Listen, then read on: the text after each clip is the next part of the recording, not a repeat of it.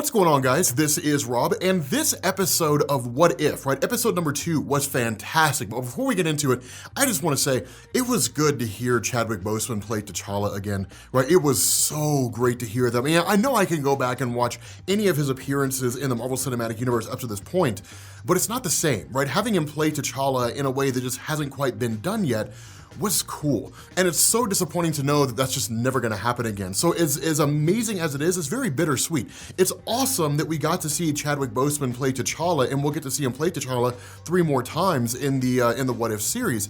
But it's also bitter because once that's done, that's it. We're not aware of him having recorded anything else with regards to the MCU before his passing. So that'll basically be the end of it. But getting into our episode, What If Episode 2 was fantastic. And I feel like this really highlights the potential of what the What If episodes can be. Because here's the thing, looking back at episode number 1, if I'm being honest with you guys, I did enjoy it, but it was a what if in its most pure sense, right? What if Peggy Carter was Captain America instead of Steve Rogers?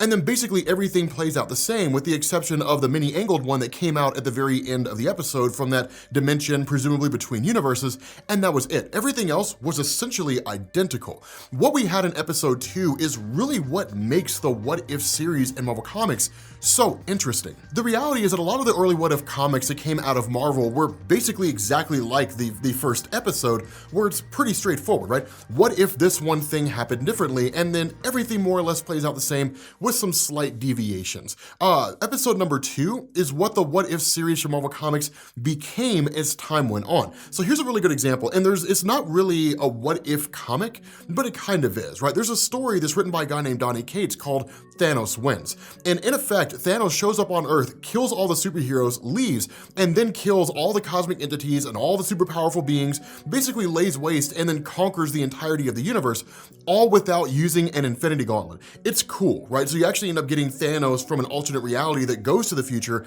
and then defeats his future counterpart. But it's kind of wild, right? You have like Cosmic Ghost Rider and like Galactus who team up. Like Silver Surfer is basically considered the unworthy, so the person who lifts Thor's hammer. It's kind of wild, right? I mean, I know it seems weird to be called unworthy and being able to lift Thor's hammer, but nonetheless, it's a cool concept, right? It was a really, really cool idea, but that's kind of what the What If series turned into as time went on.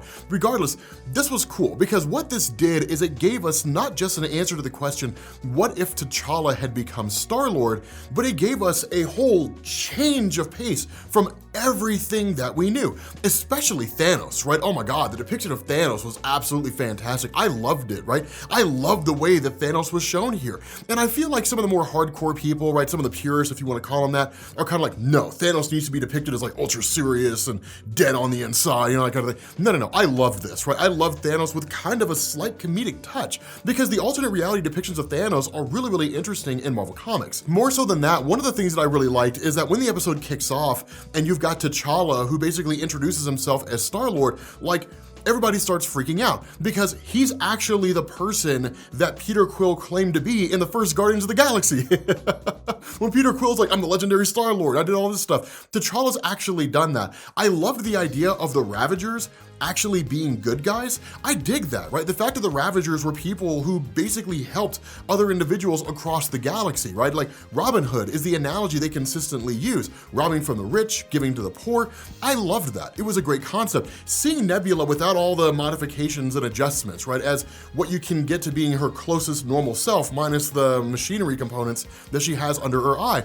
That was cool, right? I mean, I am kind of sad we didn't really get to see Gamora, and I'm kind of wondering where her character was in the midst of all this. It's a strange situation, right? I mean, I don't know if the reason why we don't see her is the result of the fact that she just doesn't exist, right? She just was never born. Thanos never showed up on her world and took her, which really stands to make the most sense. We know that Thanos basically showed up on Gamora's world and then adopted Gamora because that was kind of a part of his campaign of wiping out half the life in the universe across planet to planet until he got himself, or until he got a hold of the Infinity Gauntlet. If that was never never really a main focus of his character, there never would have been a reason for him to show up on Gamora's homeworld, lay waste to half its population, and then adopt her, right? So it may just be Gamora's just living on her world, and that's it, right? She grows up to become whoever it is that she ends up becoming, and there's really nothing more to it than that.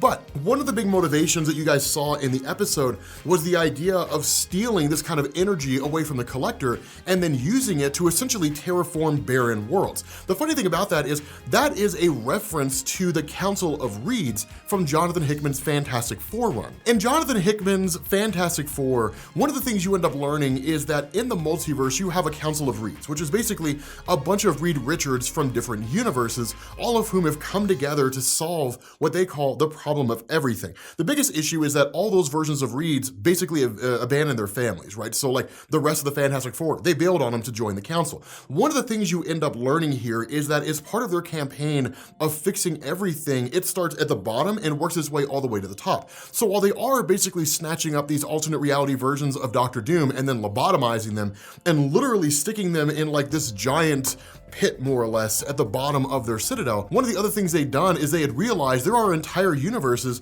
where life simply hasn't evolved yet, right? An infinite number of universes means an infinite number of possibilities, and that's one of the possibilities. And so what they started doing was turning those universes, those whole universes, into essentially giant farms where they would grow crops and they would grab resources and they would literally harvest everything they grew in those universes, and then they would take them to other universes where people just didn't have enough, right? Where worlds didn't have enough food or didn't have enough water or whatever it is they needed in order to survive. So instead of taking from some people in that universe and giving it to others, they would just take from barren universes and then just bring it to those universes, right?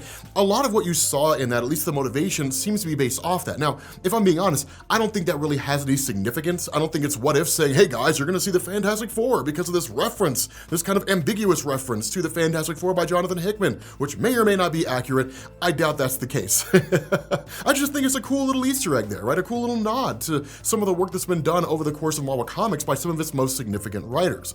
But one of the other cool things that I liked here, I know this is a little bit wonky here, I liked the depiction of the Collector here. I think he was a little too comedic, a little more comedic than I would have preferred, but at the end of the day, it's still kind of interesting. One of the things that I've never really been a big fan of in terms of how they've handled the Collector in the MCU is really not displaying what he's capable of.